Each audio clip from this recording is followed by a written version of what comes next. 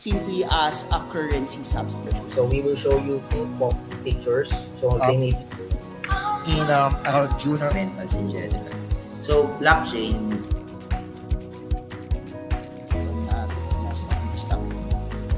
Alright, thank you, Anthony, and all the problems that it intends to address, and by the way, thank you potential to Henry of benefits. Features So for supporting the Satoshis for our trivia.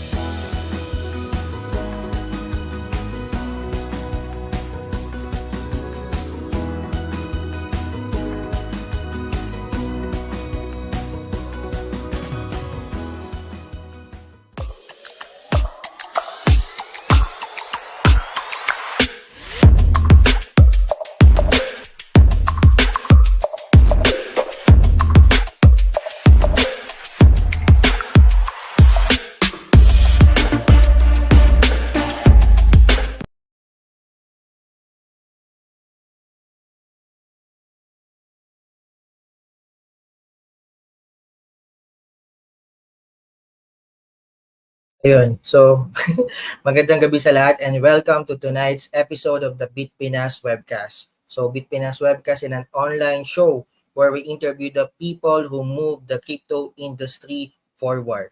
So, for this webcast, we want to thank the sponsors of our shows. We want to thank BitShares Labs for their support and for creating our intro video kanina, no? So, BitShares Labs creates or helps businesses establish their digital presence online, and they have been supporting the webcast with the Satoshis that we give away in the last 11 or 12 episodes na ata. So I hope sa mga nanonood, I hope you give thanks to our sponsors tonight, si BitShares. And if you and you can also go to their Facebook page to learn more sa fb.com/BitSharesLabs.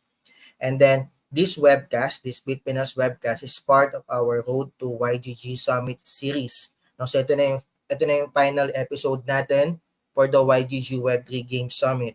So the event, which is happening this November 18 to 25, YGG is going to bring its network and community together in a series of activities that includes a 2-day conference, and then may expo, may tournament, and then madami ding mga side activities, no, in the event itself. So to learn more, check out the Facebook page of the YGG Web3 Games Summit.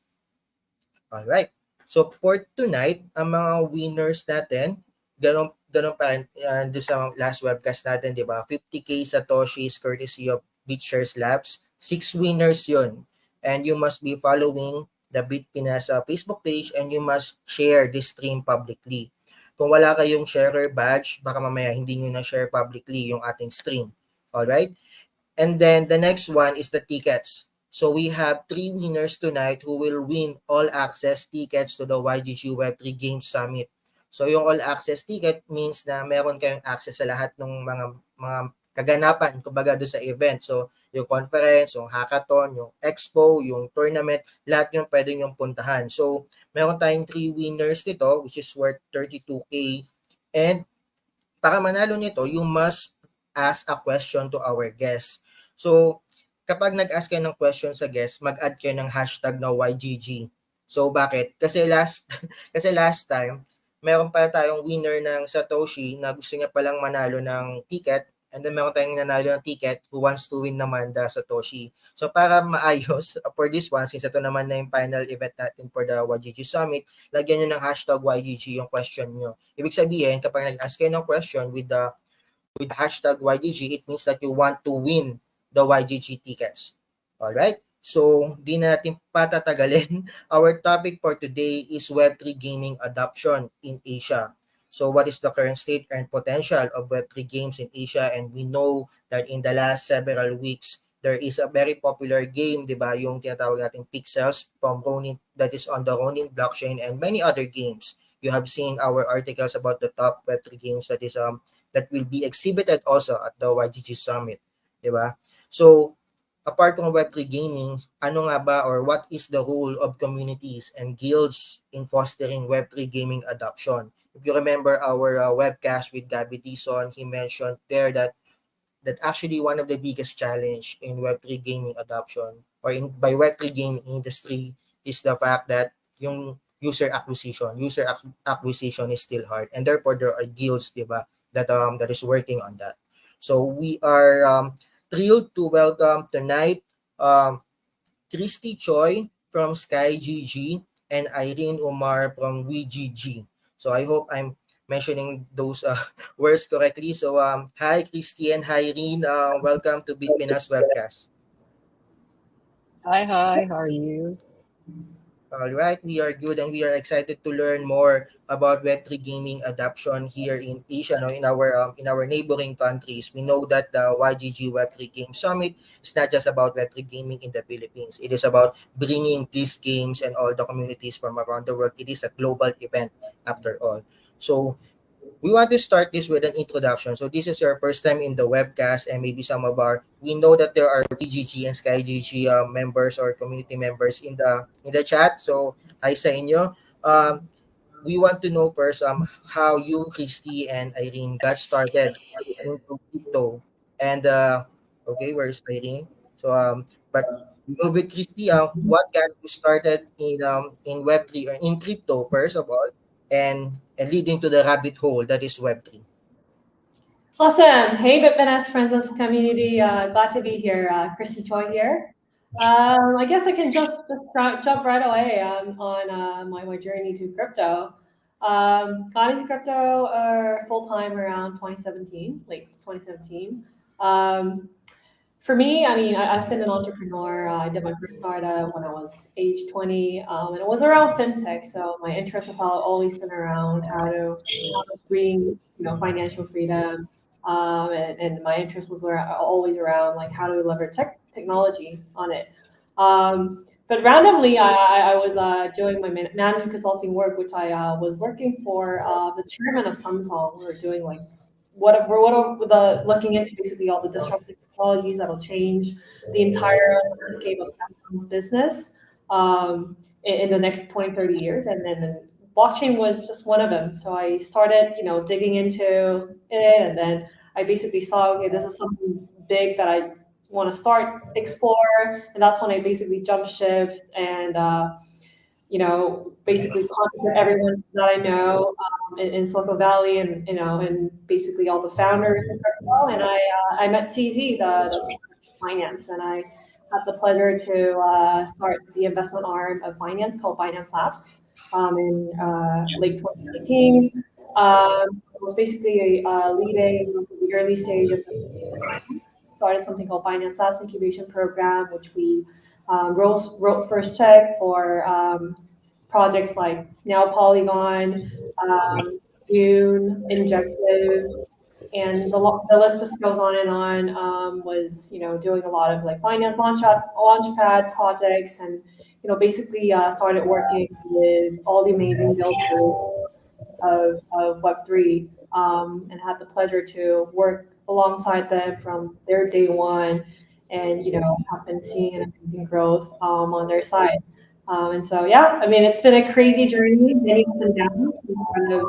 One of the one of the most successful platforms across crypto, and yeah, have been having a great journey working across different products and different builders. And now after seeing a bunch of different new on-chain primitives happening around across different bridges, including DeFi, NFT, DAOs, and all that, I started to start my own journey now with SkyGG and also Spacebar. I wear two hats. Not going to get into details here, but yeah, that's how I got So into thank you so much, Christy. And actually, I forgot my introduction to you guys, and you also mentioned that you are also one of the founding director at Binance. No? So Christy Choi, to our audience, as mentioned, is now co-founder of SkyGG, which is an esports and community-driven gaming platform. And now we move to Irene.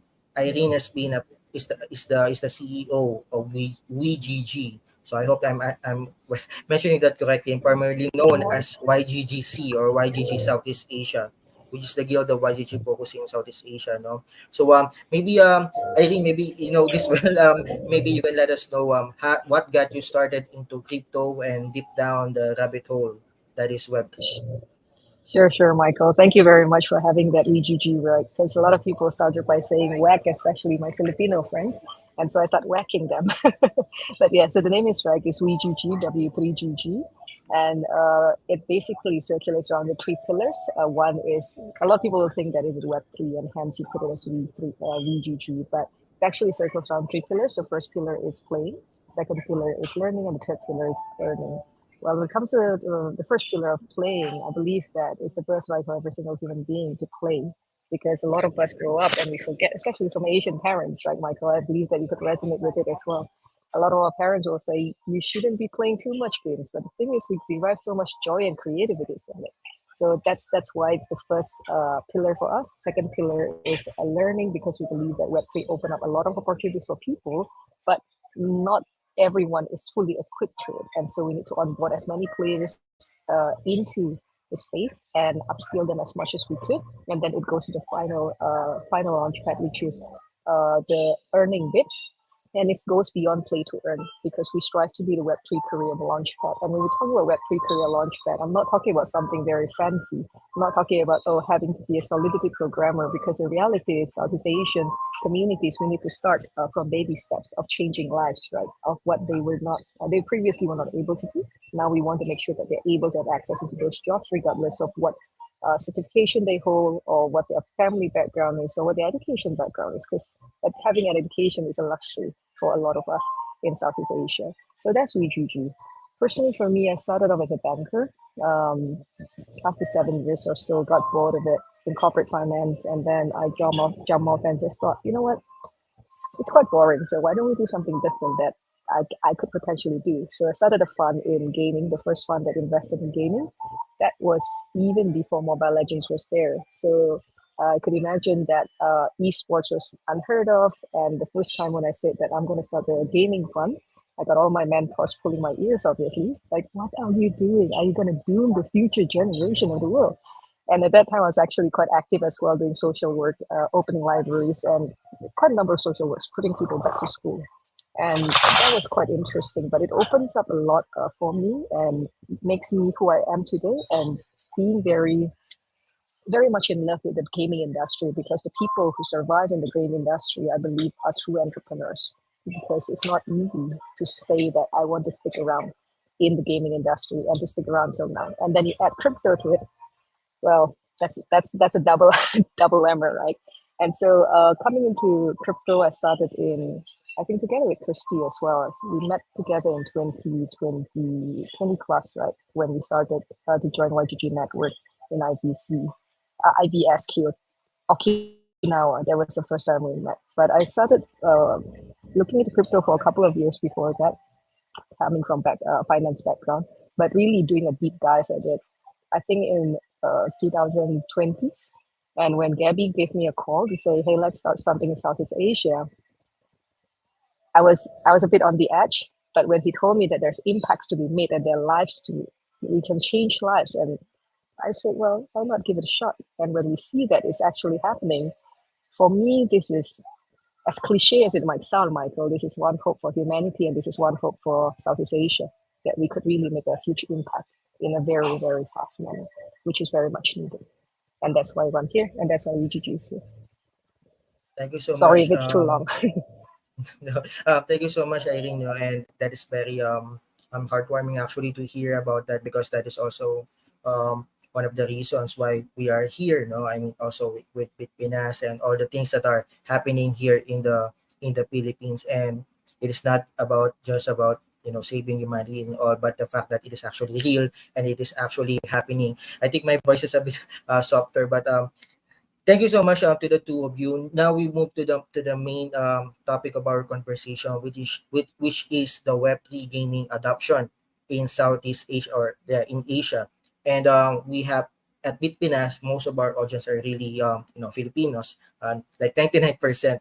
And of course, through YGG and all these games that are happening, we have just like a of window view, so per se, of what is happening in our neighbors. So on the current state of and potential of Web3 gaming in Asia, maybe we can talk about first on what is happening in your respective countries. I know Christy is in Korea, or maybe can talk about Singapore. And Irene, YGGC, Southeast Asia, let's do it. No? So maybe we can start with Christy. Sorry, did you say Christy? Yes. Yeah, I guess in general, I mean, Asia is definitely like the forerunner in terms of being both builder and the user community. I think number one, it does definitely have to do with in terms of the largest market for crypto and also for mobile gaming happening. I mean, we definitely had all the infrastructures available and people being, digital first. I think most of us are like highly well connected on the internet and basically loves getting connected and enjoying new things. And especially as you probably know, Korea has been constantly has been top 3 crypto market in terms of retail adoption.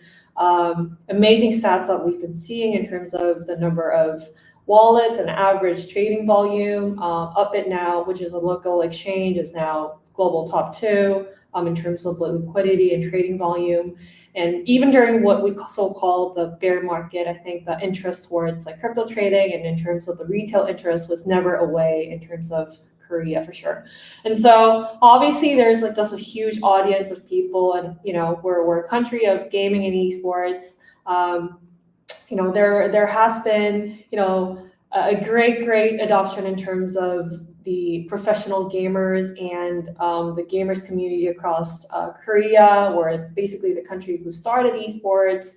The number of views on gaming in general has been, close to 1 trillion views in just first half of this year, even to talk about it. And so there's a general audience that overlaps crypto and gaming in general in Korea is basically what we have. And on top of that, that's on the user side of things. But obviously, there's a lot of builders in Korea that have been offering and building different products, including ourselves, because I'm also wearing 2 hats. You've been calling me as a co-founder of SkyGG, but also I'm a co-founder of Spacebar, which is the game that we're building. It's a launching game that we're building targeted towards crypto natives with the dream of basically offering a new kind of a fun in Web3 by users bringing in whatever PFP NFT they have, they create as their avatar with their profile, and they start playing different games where they start achieving and earning different on-chain reputations and assets that is owned by their NFT. I mean, I'll get into the entire detail, but I mean, because we also have such a great user base, and because traditionally we've been having a very strong group of builders where we have major game publishers, not just major game publishers that everyone are aware of, but there are a lot of indie game producers, and basically we've been a very strong country in terms of gaming development so far. And so with a combination of strong builders community, we've been seeing a bunch of these existing game giants, including the 3Ns, the Nexon, NCSoft, and all these big games have been jumping into building their new arm of Web3 gaming, and followed by a big flow of that capital. We've been also seeing that trickling down to small indie game studios also launching their Web3 games. There's still a lot of them are in production mode, but we've been basically seeing a ton of stuff happening in terms of the mainstream push in Asia. And I think whereas we've been seeing a lot of like pushback in the US or in the Western market, where a lot of these hardcore gamers or like gaming companies basically sort of looking down on Web3 gaming, where they were basically saying how all their AAA games have a perfect game economy already, where users are powered enough. They've been sort of looking down on it. Whereas I guess because of all these rush and needs that has been rousing from the community and the users, I think generally what Asia has been, have been providing a very different perspective on the builder stance as well, trying to be more accommodative and try to identify like the user needs in terms of like doing something on Web3, not just attaching another token or attaching another blockchain, but I think there has been a general rouse and and people realizing and acknowledging how there is something happening in Web3 gaming, and that's not just going to be adding another token, but it's going to be fundamentally building something on chain and recording a lot of the important stuff in crypto. And so I think that's basically what has been happening in Korea. Not just Korea. Right, thank you so much, Christy. No, and I actually agree. And when we because I'm a gamer also myself, and when you see Western gaming publications, you see that there's really not a lot of love, shall I say, for Web3. And I think that can also how do you say, translate also to mobile gaming, right, or to MOBA. I think that is also something that is very uniquely popular here in Southeast Asia or in Asia versus in the West. So now we move to Irene on the Web3 gaming adoption in Southeast Asia, or maybe you can pick one country, Irene. And I remember vividly last year at the Web3 festival, you were at this particular panel talk with all the YGG sub guilds, if I remember correctly. You were there, and then there's also from YGG Japan. Um, what I clearly remember is that for example, the person, the I forgot his name now, the YGG Japan person was saying that, what is our advantage? It is because the gamers in Japan spends like 6 times as much as any other country. And then I think you mentioned something about the YGGC at back then is more about onboarding the most number of users or something like that. So maybe you can let us know what is the status of how is Web3 gaming adoption happening here in Southeast Asia, Irene. Sure. The moment you said that you wanted to quote what I said last year, I got nervous. I was trying to remember what the hell did I say. Thank you. Thank you for remembering and noticing. So I think in Southeast Asia, the landscape it's always that case, right, where Japan will be the one with the highest ARPU. And Southeast Asia is where not only the player pools, but like what Christy said, it's also the talent pools. When we talk about gaming, and not only Web3 gaming, there are a couple of talent pools, right? Game developer, there are players, there are artists, and there are artists, even artists, there are technical artists and non-technical artists, and then you go into the development work. So Southeast Asia have all of those. For some of you who do not know, the comic book that you guys left to read, like the comic books of the Marvel, DC Marvel comic books, a lot of those are actually outsourced to Southeast Asia, to Philippines, to Indonesia, to Malaysia, to do the drawing and the coloring as well. So the people are here. It's just that as Southeast Asian, a lot of us are not allowed to, it's not conventional for us to go into the gaming industry, right? And so there's a talent shortage. If you go to any of the big gaming companies, PlayStation, Xbox, there's a huge talent shortage, right? And as Christy rightly pointed out as well, is that there are all of these big gaming companies have now started to come into Web3, and so that's a very strong signal that Web3 is definitely here to stay. In 2021, the sentiment is very different. I remember when I first started, I was called a traitor, right, by many of my peers within the gaming industry because of entering into Web3, because of the lack of understanding or knowledge at that time, which is fine because it's a similar thing as what happened when free-to-play started. But fast forward to today, I'm very happy to see that starting from late last year, Q3 last year, WeGG and the YGG network have been invited to game conventions all around Southeast Asia and in the world, a traditional game conference to deliver the message of what Web3 is and how indie game developers and game developers can get into Web3 adoptions. And you see that in the trends, there are a lot of tools that are now available, a bit too many. We are now facing a first world problems of too many choices, and same thing in Web3 as well. There are a lot of choices that are out there. So, but the most important thing that I like to highlight here is that I think the game developers, talent-wise, we do have it. It's the question of whether or not we would like to jump into it. And a lot of these talents are now scattered across different indie studios or different studios, and we don't have one consolidated studio. So I think it's something for all game developers that are listening to this podcast now to think whether or not a joint forces or alliances within the Southeast Asia Game Developers Network should happen together to create the kick-ass Web3 games that could be showcased in C Games or in Olympics even. Because even last year there's an esports C Games, right? And so that's one piece. Second piece of it is when it comes to Web3 adoption, the people are now with 2021, you need a wallet to start playing Web3 games. Now you don't. So there's no longer any distinctions between what is a Web2 and what's Web3 games. So exactly what we say. There should not be any. Essentially, it's just a games. And so more and more players are jumping in and have that aha moment. Oh, I'm now playing Web3 games. Oh, now I can monetize it. Oh, now I can sell it in the open market. Because whatever that GameFi or blockchain offers to the gaming industry in Web3, essentially answering to the problems that Web2 were not able to solve. So it's the same fundamental issues. So by understanding that, and a lot more people understand that, both sides of the players and of the industry or the developers are now opening up.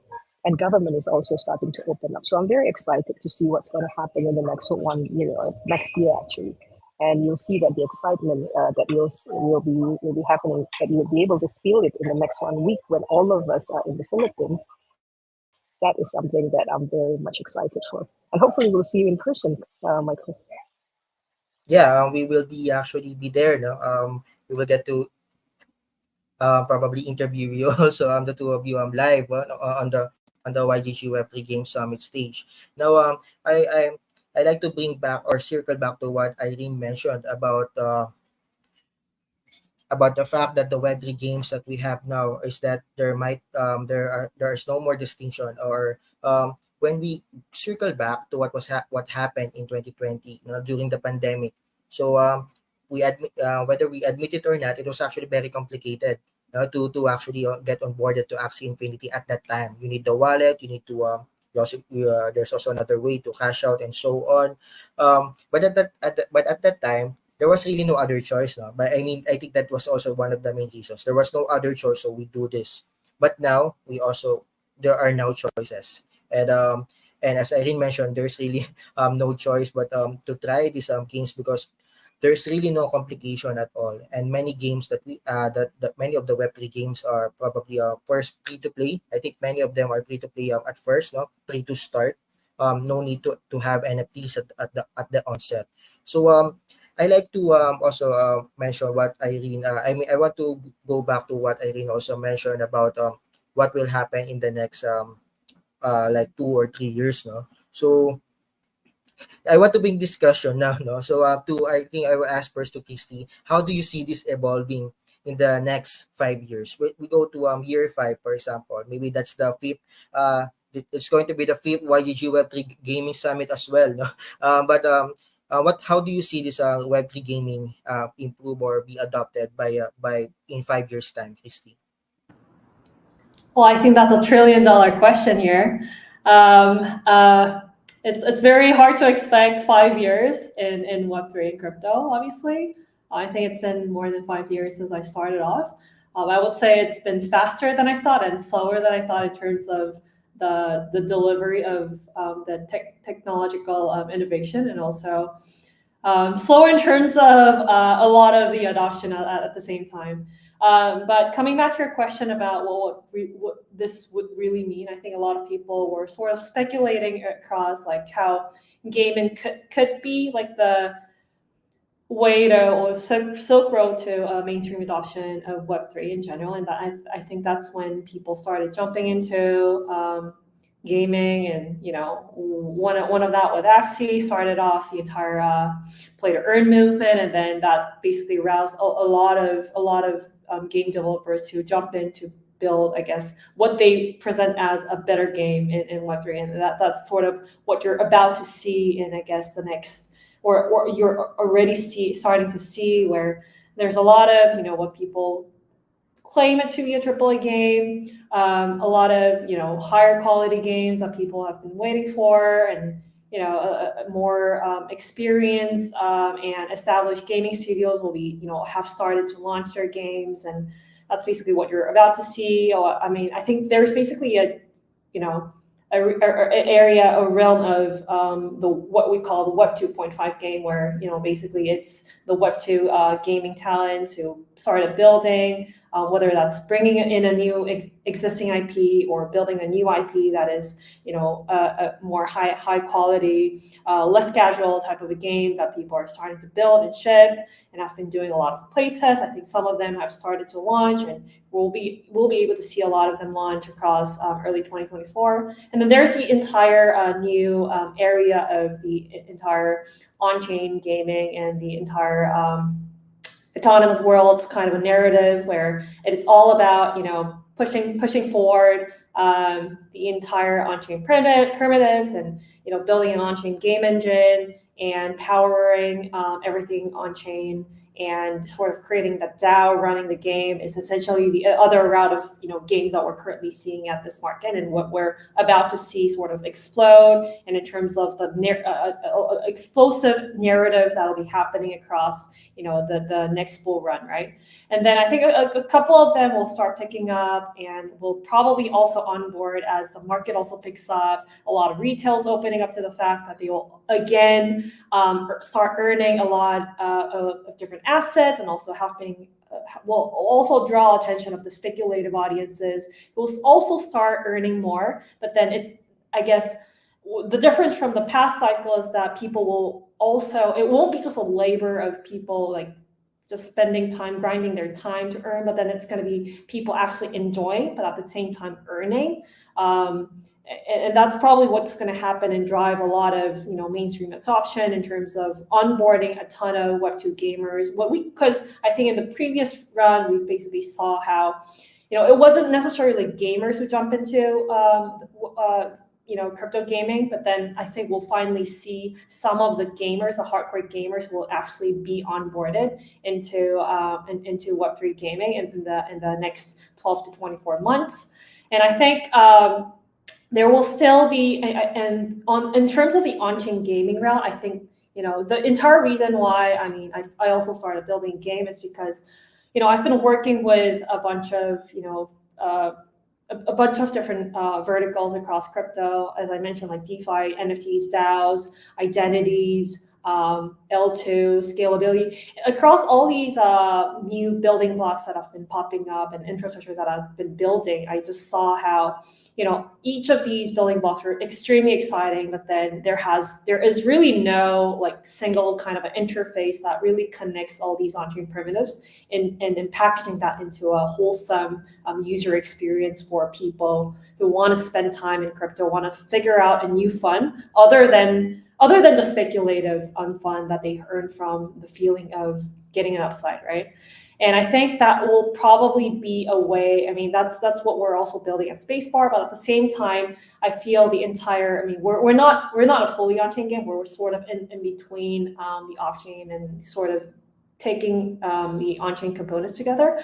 But I feel what the on-chain gaming space will probably push and have a very remarkable dent in the entire crypto space is that it'll also spark a lot of needs in terms of what are sort of the necessities from the builders and the actual user's perspective to make the user experience great enough. And maybe that has to do with account abstractions. Maybe that'll trigger a lot of different L2 and different scalability routes for a lot of these builders in crypto. And I think this will trigger a whole new narrative across what's going to be critical in terms of crypto builders to start really pushing. And I think that'll also draw a lot of capital, a lot of new innovation, trying to basically tailor to the needs of these Web3 natives and Web3 native gamers trying to tap in.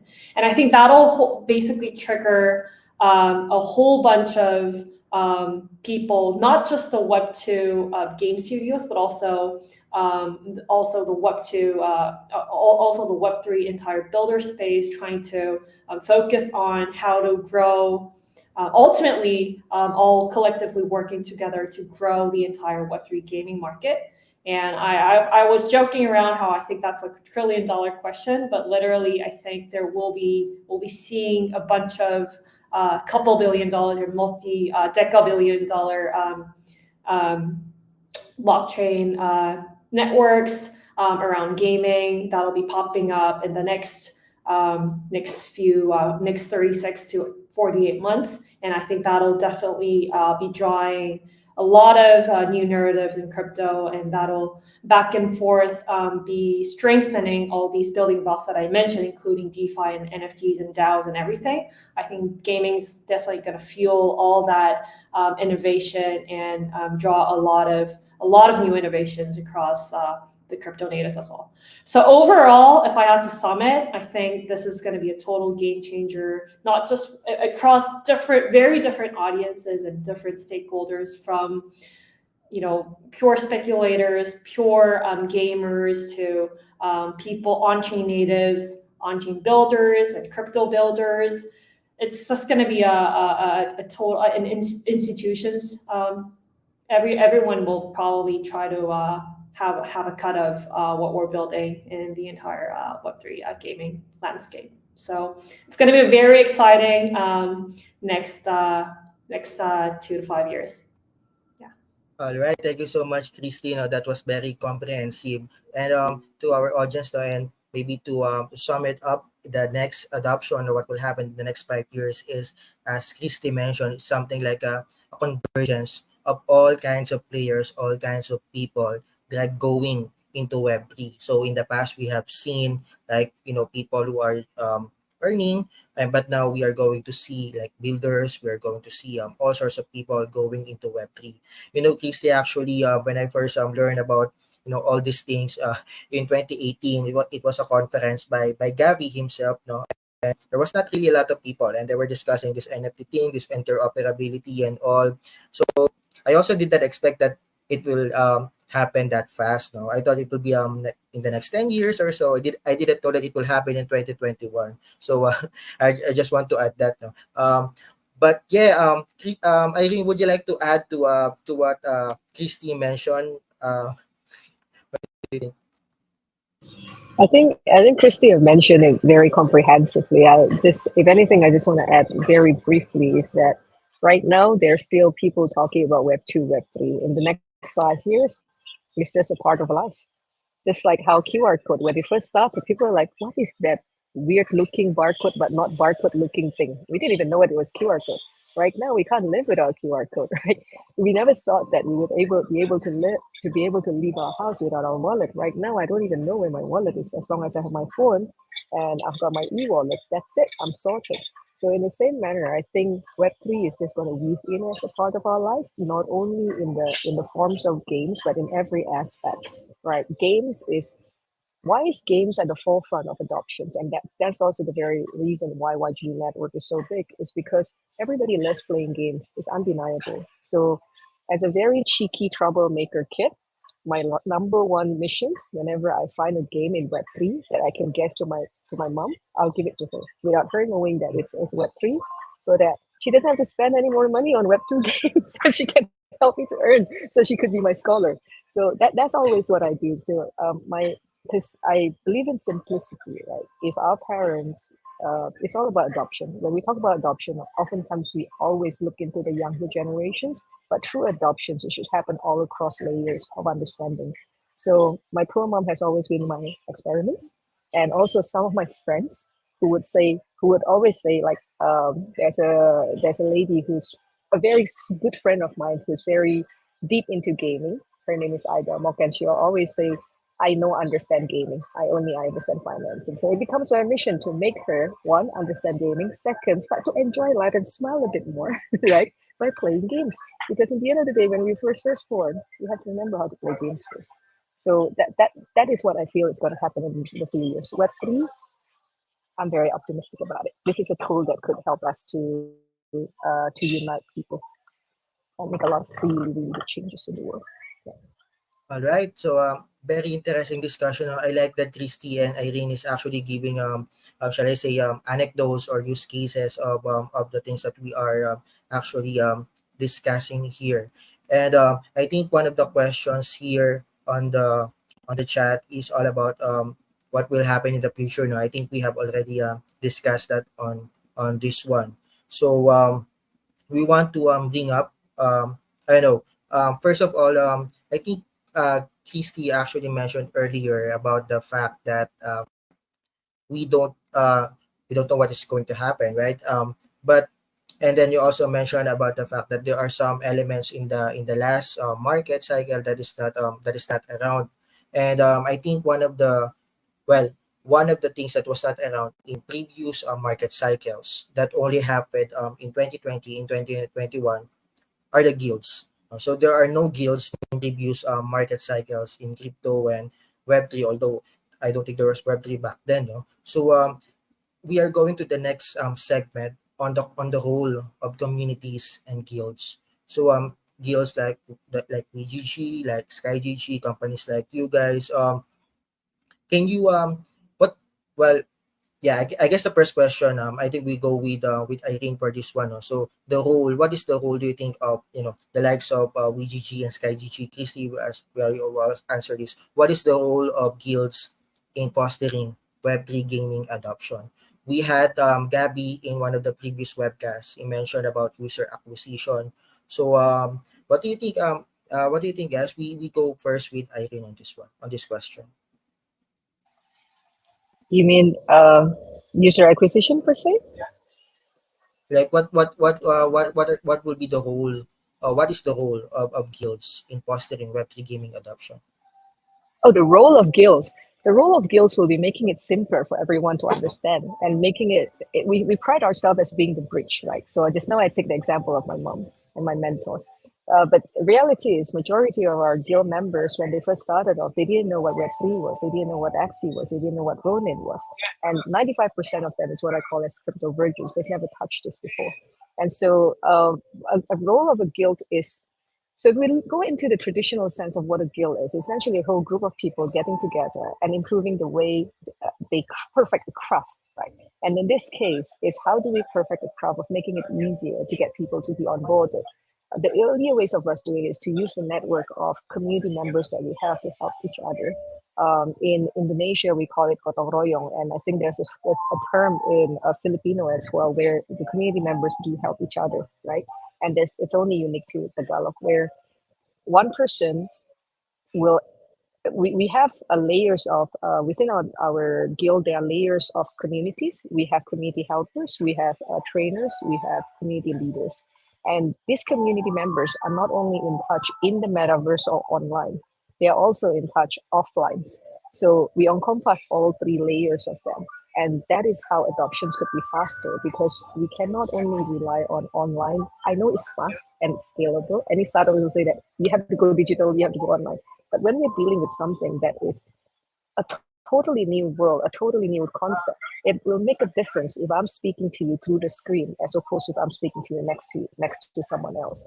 So the power of the guilds and the huge roles of the guilds is to have that distributed network, which we have already built in the last 2 years. And using the distribution networks, then we can distribute the knowledge and whatever that we would like to adopt within the Web3 space. What we do in the guild is that we make sure that what we cascade information to the guild members are the positive and building and fostering instead of the negative parts, because there are systemic things that we need to foster as well in terms of culture and attitude within Web3, right? That when people come into Web3, the perception is not about, I want to get rich quick tomorrow, right? But it's about what is the curiosity of what is this new technology and how could this be done to improve my life, my family life, and the world around me. It's not a get rich quick scheme. The misconception that this is a get rich quick scheme, that needs to be changed. And that's always the message that we deliver to the community members.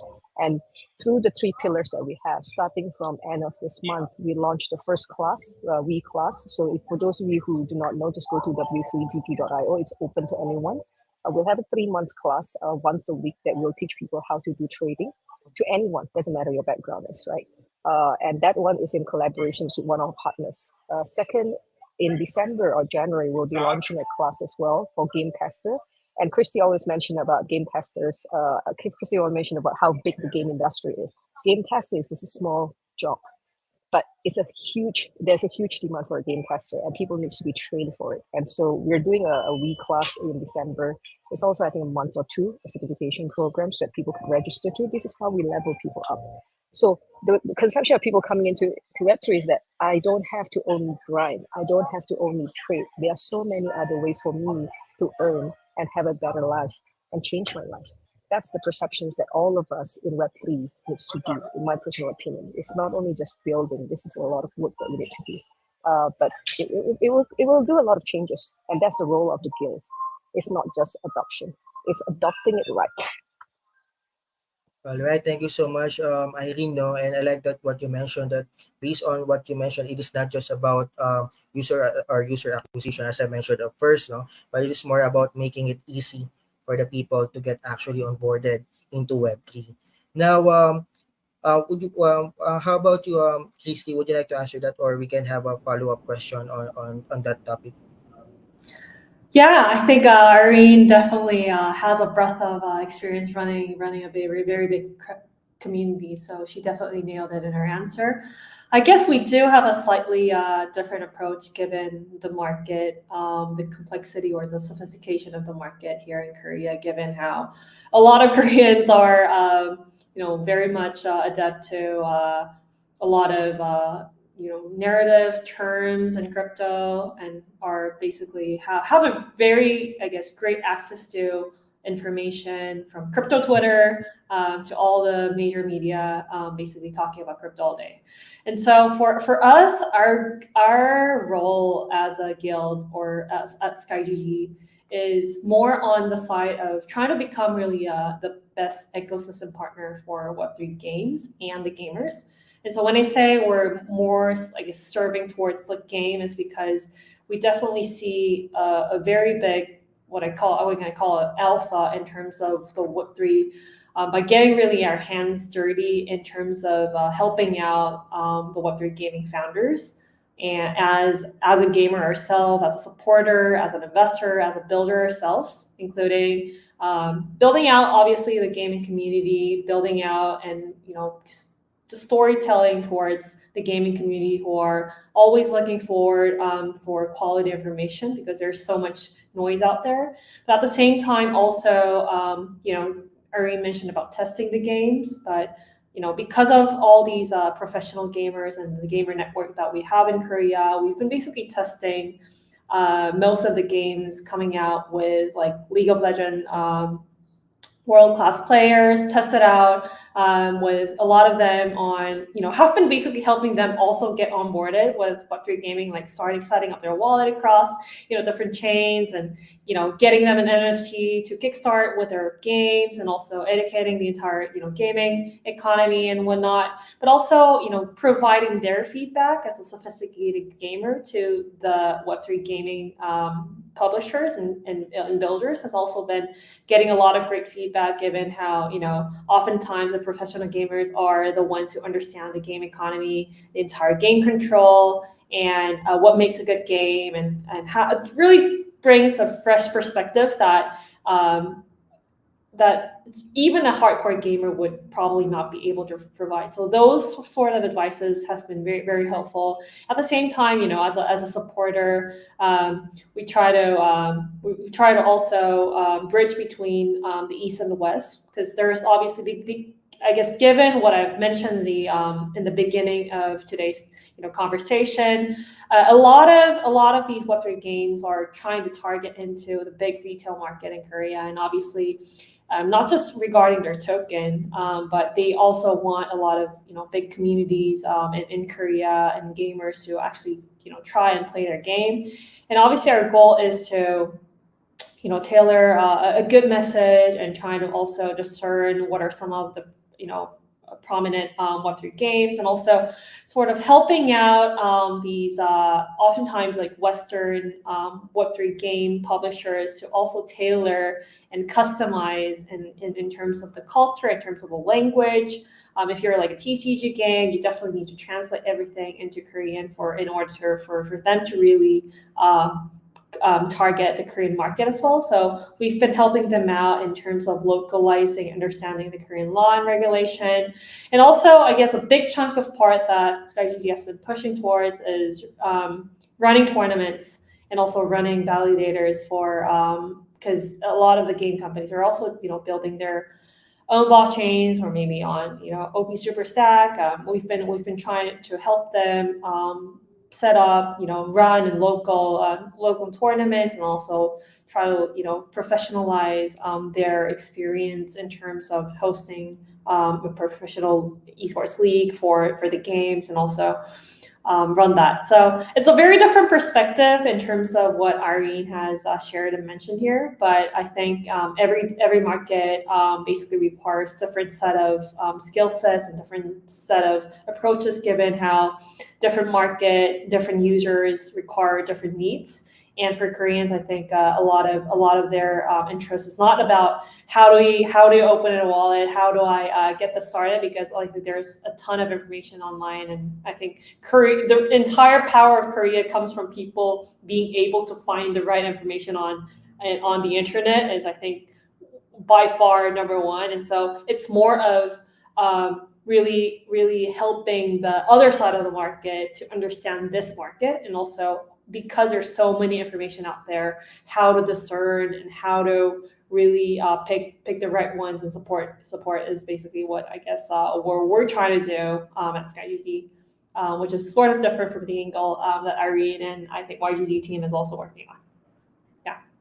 Thank you so much, Christy. Thank you so much, Irene. I like that we closed this segment talking about also how different the market is from different countries or from different regions. So when I was like a reporter about startups in a past life, before crypto, that is what I noticed now with startups. Like for example, in Southeast Asia, you cannot actually just create one company that you will target all the countries in Southeast Asia. You have to have some targeted approach on how you target or promote your companies or your product. So that is thank you so much, Irene and Christy.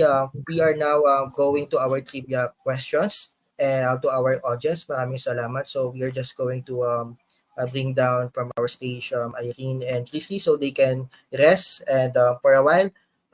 I hope maraming salamat sa mga nanonood. We are now 8:55 p.m. This has been a very interesting conversation with both Irene and Christy when it comes to Web3 gaming adoption. So I hope ready na ang lahat sa ating trivia questions.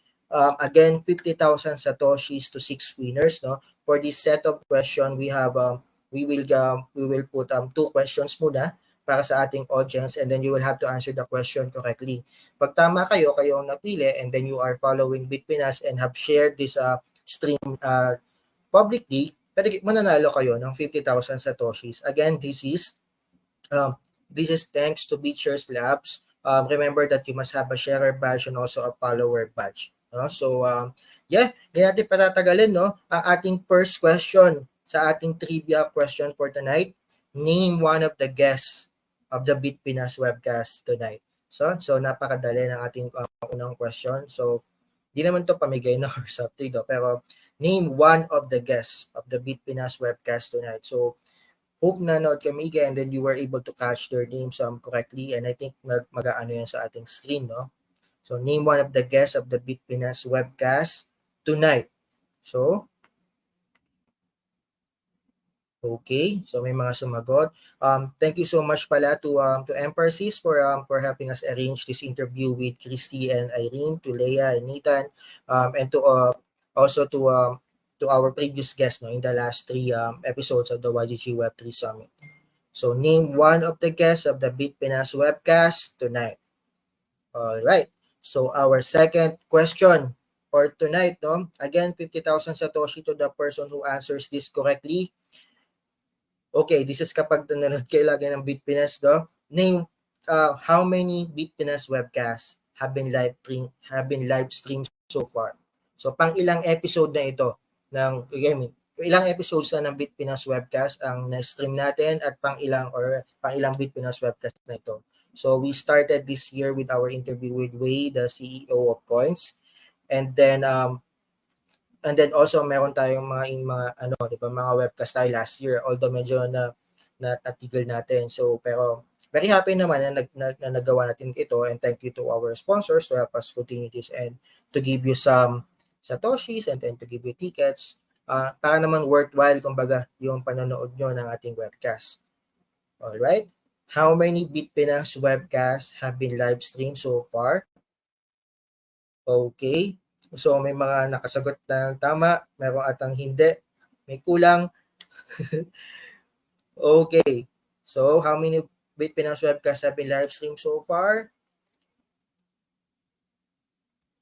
Alright. So maraming salamat sa lahat ng mga sumagot or nag-participate sa ating trivia Q&A. Meron pang isang trivia Q&A mamaya. So meron pa tayong dalawang questions. At kapag nagpa-participate kayo sa ating comments, mananalo pa rin kayo ng mga satoshis. Again, kung may question, I think madami ng question sa ating guest, no? Lahat ng may hashtag YGG Summit ay mapapabilang sa ating sa tambiolo, sa ating roleta para maibigay sa inyo yung tickets. So may dalawang mananalo ng YGG access tickets tonight. All right. So that ends our segment for the trivia. We would like to bring up Irene and Christy on our stage. Okay. Okay, hold on.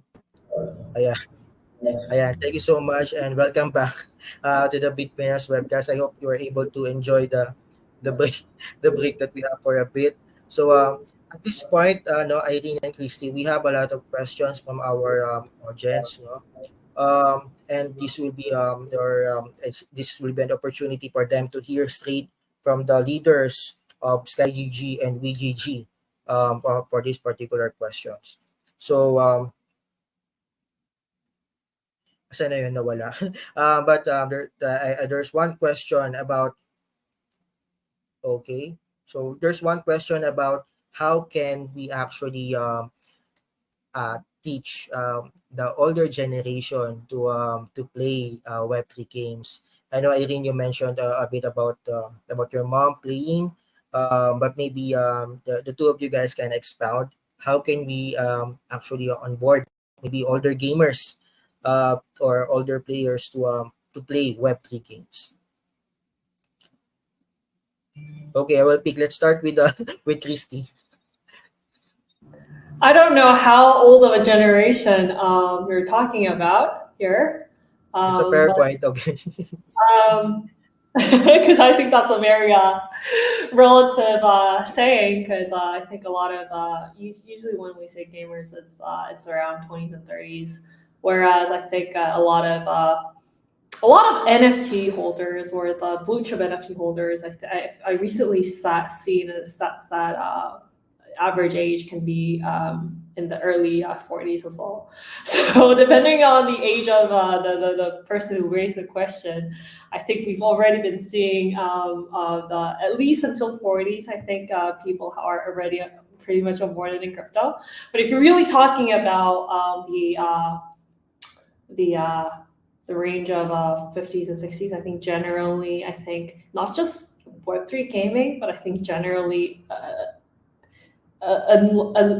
I think for PC gaming, it's been tough to onboard those generation onto PC gaming. I think mobile gaming, because of the less of the barrier, I think a lot of people are playing. But coming back to the question, how can we now onboard 50s, 60s into Web3 gaming? I think the most powerful way is definitely going to be some kind of an early adopter sprouting from their probably kids. I think that's mostly the way how people also got onboarded in crypto trading as well. It usually starts from your son and daughter who've been enjoying it, trying to onboard their parents into it is basically how it happens. So I guess my answer would be, this is probably the hardest question, by the way, that I've been asked, but it's probably going to be us really trying hard to onboard our parents. And I mean, I don't want to give out a typical answer of saying about, making the user onboarding experience smoother by, not really adding your wallet from the beginning. I don't want to talk about that part. I think the realistic answer is when time comes, and if we deliver a new kind of fund that the older generation is interested, I think they will naturally come. But I must say, in terms of the true innovation that we will be seeing in Web3 gaming, unfortunately, I think it's targeted and tailored towards the Web3 natives. And I don't think the older generation typically gets under that target.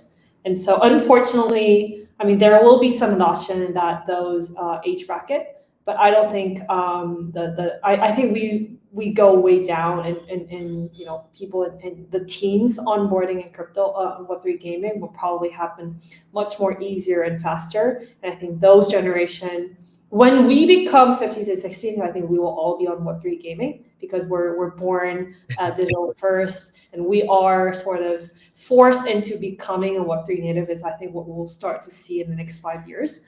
But unfortunately, the only way how the older generation in right now will be onboarded in Web3 is through their kids. And that's my brutally honest answer. All right, thank you, Christina. I thought you will say that the only way that the older generation will be into Web3 is when we get old ourselves. Okay, so Irene, do you have do you have an answer to that question? How can we onboard the older players to Web3? Depends on all of us, right? Three of us. How much do we buck our parents to do it? So I think the reason why gamers and younger generations are the easiest to onboard into anything new is first, it's gaming. We all love having fun, and second, as younger generations, we just do it, right? We just don't really think too much. We are less. We don't care about risk. We just do it first. Now, when it comes to older generations, I think there are two ways of us seeing how the trend will continue. One is I mentioned about getting my mom to come.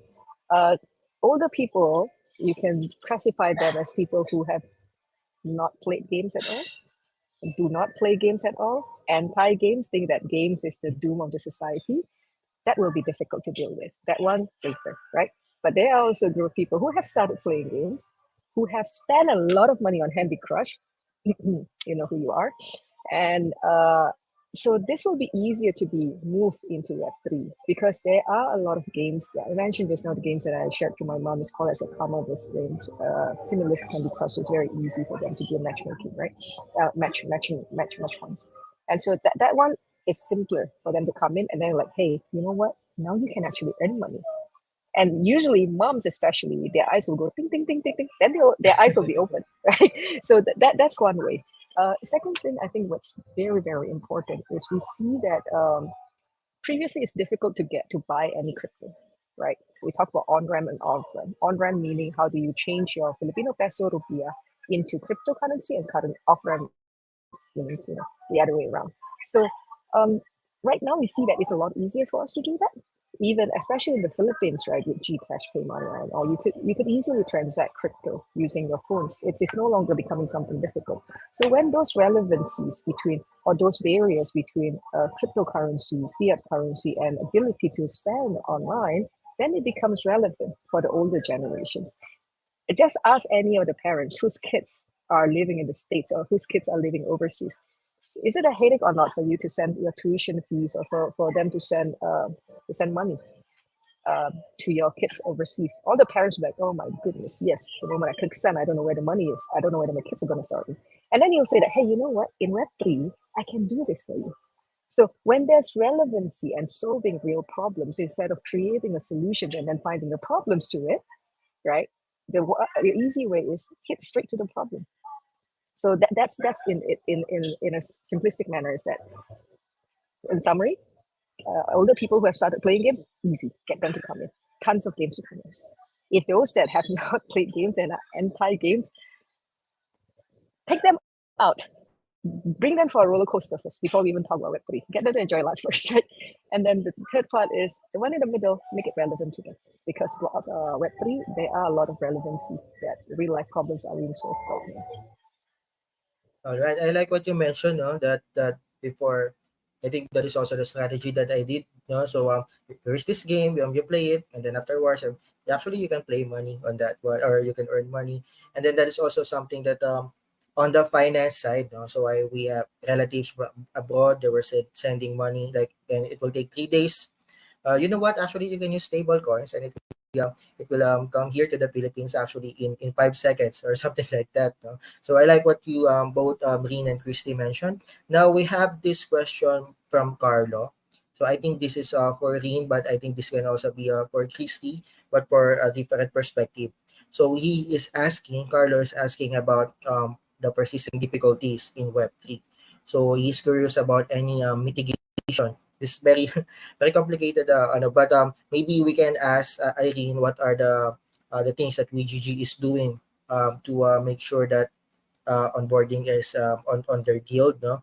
And then maybe with Christy, we can go with I know Christy, you mentioned about spacebar, no, the other hat that you are wearing. So maybe you can we can answer about what spacebar is doing to actually mitigate these difficulties in Web3 that we have.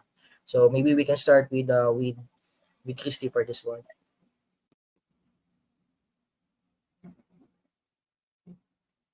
Yes, Christy. I think you are on mute. Sorry, I'm not sure what kind of difficulties you're mentioning here particularly, but from Spacebar's perspective, I would say, like, I think for generally anything that is sort of in the realm of trying to really deliver a on-chain fund, a sort of bringing new fun in terms of bringing in new on-chain primitives into life is definitely around all the sophisticated concept, all these terminologies, and all these very difficult concepts that are very hard for just ordinary people to understand. Because I think, even for DeFi, I'm not sure how many of people who actually were highly into DeFi back in the last bull run were really sophisticated in terms of their knowledge in finance. Now, I think when we all talk about these new narratives happening in crypto, I think a lot of people are pretty much clueless in terms of how all of these are really constructed, and it's very difficult for people to really understand all these stuffs. And so for our perspective, Spacebar is trying to gamify and trying to visualize everything that's happening on chain. So we're trying to basically even, for example, visualize leaderboard, visualize the entire bridging experience from going to one chain to the other. You're basically in. So this is actually the screen of Spacebar, and where when you go from another space to another space, you are also transporting across different bridge. The entire staking experience is also gamified and visualized. So for our perspective, we want to make all these concepts much more easier for people to grasp the idea by just packaging it into a game. And so I guess in that perspective, as what Irene sort of mentioned earlier about educating the users, we're sort of doing that in terms of all these on-chain concepts and new terminology that are, all these hot potatoes across the space, new building blocks that are being built, but everything is super techy, very difficult for a lot of these users to understand. We're sort of wrapping that into an entire gaming experience for people to explore, so that you just play a game, you just hang out, you socialize with other users, but you will be understanding, and you'll be grasping, and you'll be interacting all with smart contracts and all these different building blocks as you play the game, and you start accruing different values, assets, achievements, soulbound tokens, and all that by simply playing the game is sort of the core of what we're doing at Spacebar. So that is sort of the approach that we're trying to handle, and obviously. The goal for us is we're not trying to innovate like the infrastructure level of things. We're not bringing account abstraction. Our goal is not to do that. But then how do we bring all these new building blocks, new primitives into a user experience is what we think about in Spacebar, and I think that's the way how we try to mitigate some of the roadblocks that we see in terms of Web3 adoption, because I think oftentimes we, all these Web3 terms, I mean, we use it all the time, but for a lot of these people, they have zero idea what they are about, and the entire concept of even trying to play a game, there's so many concepts to understand and even use other crypto products. So that's the goal of Spacebar and what we're doing. And hopefully it's fun enough, but then you're also grasping all these new ideas. All right, thank you so much, Christy. No, I look forward to your game, and maybe you can let us know more about it via email or something. I just realized that the Game Awards actually announced their list of games this today, and I actually hope that one day there will be Web3 games like nominated in those kinds of awards. No? So yeah. So how about you, Irene, on this question on persisting difficulties on Web3? Any solutions that that should do to mitigate this kind of of difficulties, I guess. Yeah. I think when we talk about Web3, a big part of it is on decentralizations and data ownership, right? With decentralization and data ownership, one thing that's important is responsibility of each and every individual, each and every one of us as a stakeholders.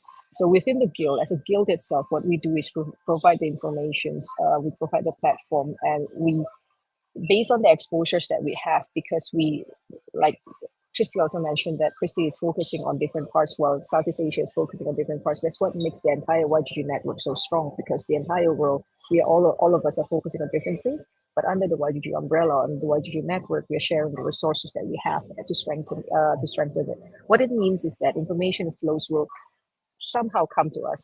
And when it comes to us, when we cascade the informations to all the, be it knowledge or information, when we cascade it to the community members, it is up to the community members if they want to digest it or not, or they want to consume it or not. It's like you can prepare the food on the table, you can't choke someone with the food that you have prepared, right?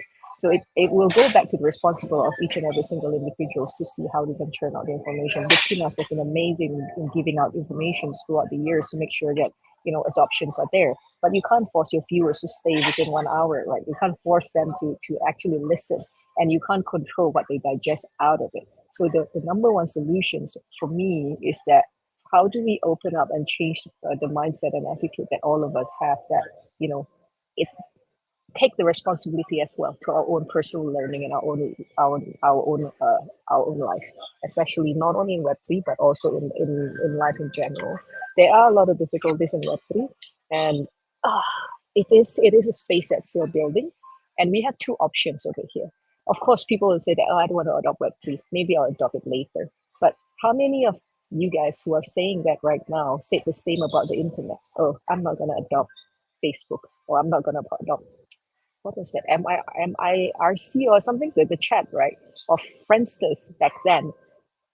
All our parents are saying that there were so many scammers, don't go on that, right? And it's your choice. This is a second chance. And this is, I think, the first time in ever in the history of humanity, you have two chances of a revolutions, digital revolutions, and right now a Web3 revolutions. So there are difficulties, solutions.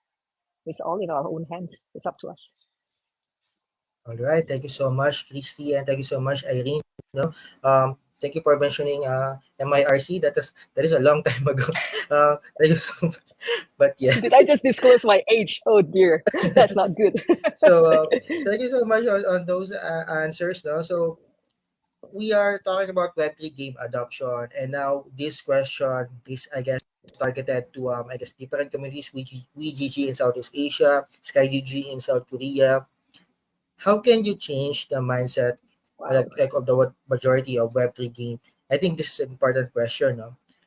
Just for the sake of earning and having a pro shop that will make them, like, you know, financially rich. So anyone no, we go with Christopher. So is this something that I hope this is not the most difficult question for you. I feel like I'm the one who goes all the time for the first one for all the difficult questions here.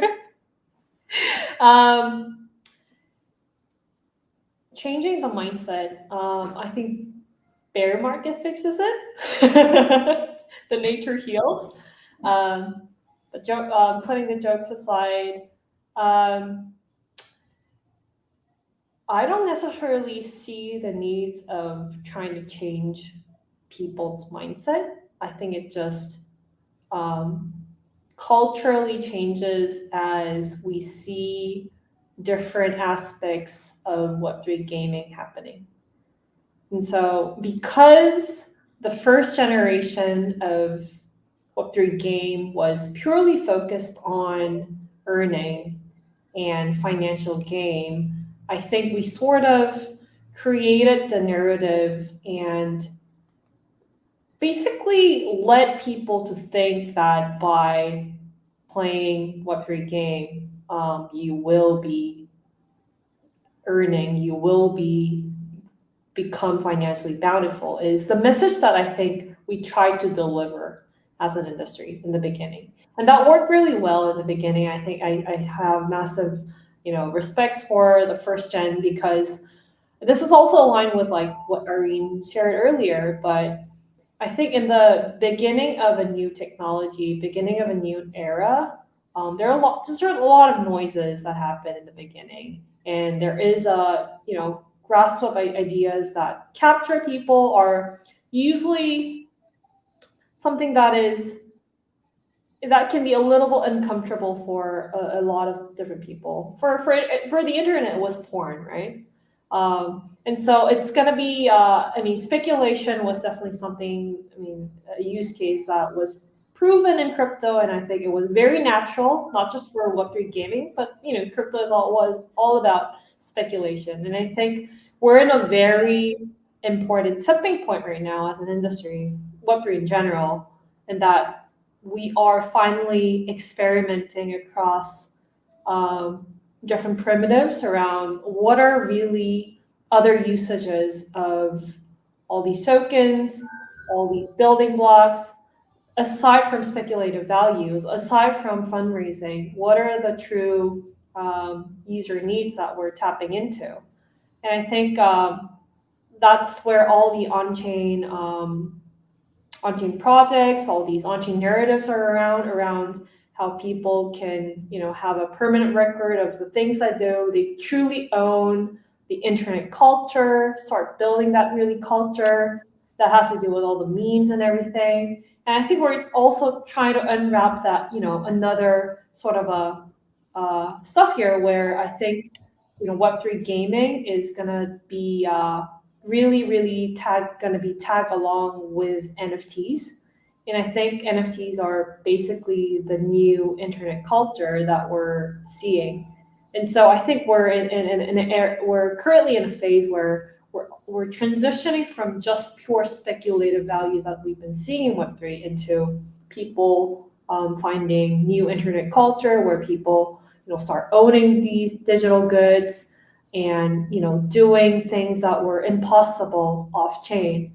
And so with that innovation being fueled, I think this is also something that we'll be seeing changes. Maybe not this cycle, because I think a lot of the games that are being shipped and delivered are still thinking mostly in the perspective of making the earning a little bit more sustainable by having more people, is I think the approach that honestly we'll be about to see in the next 12 months. But I think in the next cycle after this is going to be an era where we finally really talk about the, which I think will be closer to the on-chain gaming era that I've been saying since the very beginning of this conversation today, is that we will be really owning things online. We will be really building a community of people that are contributing and earning not just of their labor, but also because of their commitment of making the game fun. And that is what I believe, and that's what makes me really excited about Web3 gaming, is that I think basically Roblox probably have shown us the possibility, or how the younger generation are already showing how much of a builder by nature they are from the beginning, how they love contributing, they love building their world themselves. And I think we're about to see how the tokens that we only thought of as a speculative value will become a means of people to get rewards by their contribution to the game, and we working as a DAO and working as a contributor, as a gamer, and earning a piece of that. It's not going to be just about becoming financially rich, but it can be a job that can be sustainable. It can be a job that can be stable, and I think that is sort of the change of the mindset as a whole, as a generation will go through. as we sort of experiment crypto as an experiment in terms of finance, in terms of community, in terms of culture, because crypto is a whole package of all of those experiments. And so I don't think it's going to be the change of mindset that we try to I'm force. sad. It'll just, yeah. All right. Thank you so much. That was very, very fantastic answer. And what you were mentioning about the games right now, actually, I think that is already happening. No? The fact that there are games that there's no focus on tokens, and there's no focus on, I guess, more on acquiring users. And so maybe Irene, would you like to add to the question, to an answer to the question? I think Christy answered a difficult question. I dodged a bullet there. But the the thing, it's not enough. We can only do so much, right? From our perspective as a guild, is we cascade the information as much as we can. Do we change the mindset of people? Is through the educations, because it's not. We can't blame anyone to have a certain mindsets, right? It just happens. Now the question is, how do we influence that, and how do we inspire that, and how do we show the opportunities that are out there, the baby steps to get there? Because I know a lot of people are disappointed after the last bull run, right? Because it was so easy at that time. You grind, you check in, and then you check out, and then that's it. Then it doesn't happen. People will be pissed, right? It's normal. It's part of the human psychology. And but through that experience, the question is, we hope to be that person who will be next to that person, that anyone who's disappointed, to ask the question, okay, I understand, acknowledge the feelings that you are pissed, but what is next? What is the learning, and what can be done next? So when that forward thinking is there, I think it's all our responsibility here as guild leaders, right, to see how we could steer that thought process, because we all have been through that, right? Whenever we, not only in crypto cycles, in any part of our life, we need someone to be there to sort of like, hey, what's next? Acknowledge this is how you feel, but what's next? I think that's most important, not only in crypto, but all across. So when we talk about crypto, for me, it's very sentimental, because blockchain is a tech, but it's really a tech that could potentially change life. And when we talk about life, it's every single slice and layers of life. And the behavior of humans in this aquarium, or in this lab, is a reflection of how the state of the world is today. So it's very interesting. All right. Thank you so much, Irene. Thank you so much, Christy, for those answers. Now we are going to move to our trivia Q&A, the final trivia Q&A. And then afterwards, we get the final words from our speakers later, no, and what to expect from them on the YGG Web3 Game Summit. So let's just remove them on stage. So yeah, I hope lahat ay maraming salamat sa lahat ng mga nakikinig dito sa ating BitPinas webcast. This is the final webcast on our road to the YGG Web3 Game Summit happening this November 18 to 25. So, kung nagtanong kayo ng questions sa ating and then you have the hashtag YGG, you have the potential to actually win tickets to the YGG event. All right? So, I hope ready na lahat sa ating third question for tonight. The third question is, name a previous guest of the BitPinas webcast road to YGG Web3 Game Summit series apart from our guest tonight. So, bigyan nyo lang sa ating comment section ang isa sa mga guests natin in the last 3 episodes of the YGG of our BitPinas webcast na part ng YGG Web3 Game Summit. So, napakadali kung kayo nanonood linggo-linggo, maraming salamat. You will know atong answer dito, no? So name one of the previous guests of the BitPinas webcast road to YGG Web3 Games Summit. Ayan. May mga sumasagot. Maraming salamat sa inyo, and you will win 50k Satoshis courtesy of our sponsor, si BitShares Labs, who has been supporting our webcast in the last 11 or 12 episodes. So yeah, name a previous guest of the BitPinas webcast road to YGG Web3 Games Summit.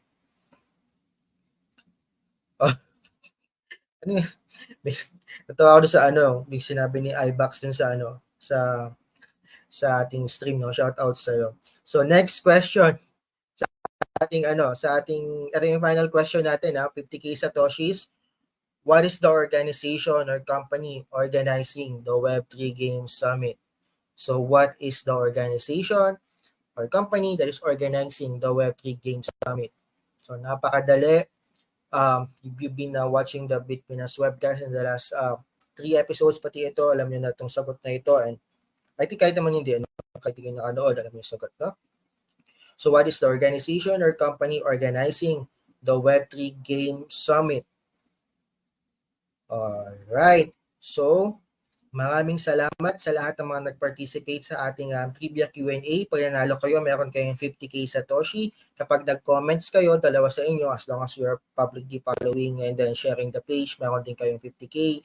And then sa mga nagtanong with hashtag YGG, you will have the chance to win tickets to the YGG Web3 Games Summit. So shout out ko lang yung mga nanonood, no? Si Irvin Dago, si JB Litorn, si Kit Jorbina, I know nanonood ka lagi, si Carlo Pontillas, Marlon Saluntao, one of the previous winners sa ating webcast, si Ofel Santos, JP Grabador, Ibax Asuelo, Rock Buwan, Jade Barilaso, Jan Santos, Melissa De Vera, AJ Mancero, Trek Shaulaya, Michael Ian Paharon, Jomar De La Cruz, Cristina Revilla, Sep Dan De La Cruz, Kevin Macalino, Peter Gabriel Miranda. Maraming salamat sa mga nanonood itong ating BitPinas Webcast Road to YGG Web3 Game Summit. So, ayun, we want to bring up our on stage our guest for tonight again, si Christy and Irene. Christy of Spacebar and SkyGG, and Irene Umar of YGG. Oh, I was about to say YGGC, no? So okay. We are now to our final question for our speakers. But first of all, I want to bring up this particular question from Spracky. If Irene have eaten yet, so I hope Spracky, when we go to the summit next week, no, you give us myself and our guests and every other guests here some food, no, when we meet. Shout out and thank you for being here at our webcast. So yeah, Irene and Christy, thank you so much for being here. What can we expect from YGG and SkyGG at the YGG Web3 Game Summit? We start with Irene for this one. I just gave the floor to Christy and you passed to me. Thank you, Michael. It's random, very random. So I'm very excited because next week we have a booth. So YGG, I'm not wearing my jacket right now, but look out for the YGG varsity jackets that I think a lot of people want. So we'll have merchandises. I think we have mouse pads and keypads as well. Everything is YGG merches. But that's normal, right? Merch is very normal.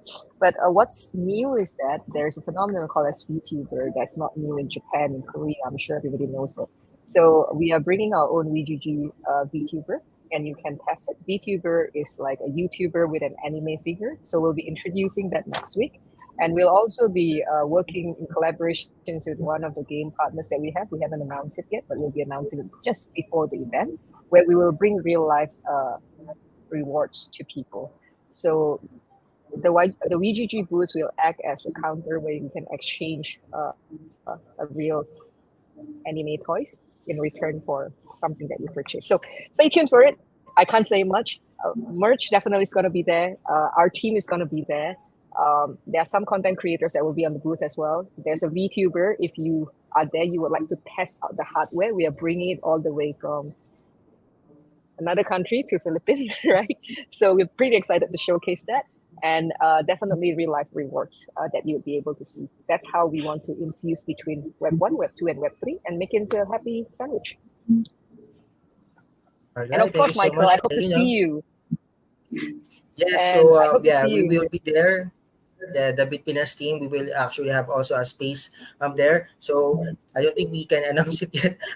But we are going to be there definitely. We will play a role on the summit. So I hope our listeners can also expect those things also from BitPinas. So how about you, Christy? What can we expect from you guys at SkyGG at the YGG Web3 Game Summit? Well, we're looking forward to Irene's jacket and Michael's merch at their booth, respectively. But I'm generally very excited to really go back to the Philippines and meet the community there. We were very excited to be there last year, and excited to be back to really be on the holy land of Web3 gaming.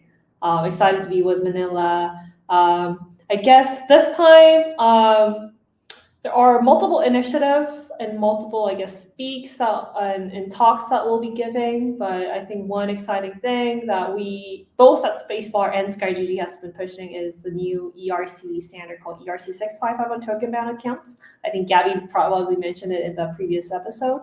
But Spacebar is the first product on utilizing in the first game using ERC 655 on token bound accounts, and we've been evangelizing the standard, which is basically NFTs becoming a smart contract wallet.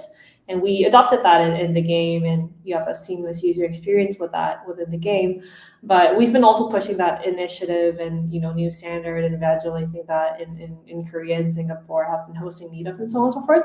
And we'll be giving also a talk and having a session and panel regarding ERC 655 token man accounts and how we think that revolutionizes Web3 gaming, because I think it really is going to be a game changer. And we're not seeing much adoption yet, but I think a lot of games will rush into adopting this new standard moving forward. So very excited to be talking about it. I'll also be speaking around modding, basically how UGCs form games and narrative, because I think another really topic that we haven't covered today, but I think what's really exciting about Web3 gaming is around user-generated content and how user-generated content becomes the content within Web3 game. More than that, they're going to be more critical than the games, perhaps the main games that the game builders and publishers publish them themselves.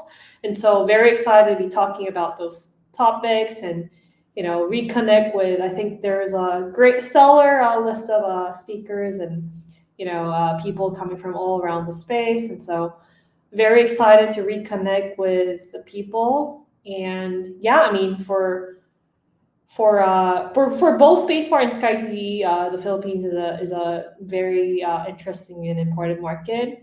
For SkyGG, even though we're in Korea, I guess the reason why it's special and we're excited about Philippines is because still, as our job is about connecting and supporting the games that we try to also bring in Korea, we also want them to succeed in the Philippines and rest of Asia and rest of the world. And so our job is definitely also tapping into what are some of the interesting things that we're seeing in the Philippines market and so on and so forth. So very excited to see all of you. And I haven't seen Michael in person, but very excited to see you as well and have some drinks with Irene as well. So yeah, thanks for having us today. All right. Thank you so much, Irene. Thank you so much, Christy, for joining us here at the BitPinas webcast. This has been a very nice ending to our Road to YGG Web3 Game Summit, which is happening next week from November 18 to 25. Thank you again to our guests. I would like to request our audience to also thank our guests, Irene and Christy, in our comment section. I would like to thank also Emparsis for setting up this interview. BitShares Labs for the Satoshis, for the prizes. Maraming salamat. YGG for the tickets. Our staff, Nathan and Sheila, who are assisting me in the back end. Lance, also our correspondent. My girlfriend, Aya, assisting us in the comment section and moderating. My name is Michael Mislos. I'm the editor-in-chief of BitPinas. Thank you, everyone, and see you next week at the YGG Web3 Game Summit. And makita-kita tayo ulit sa susunod na episode ng BitPinas Webcast. Maraming salamat at magandang gabi. Thank you.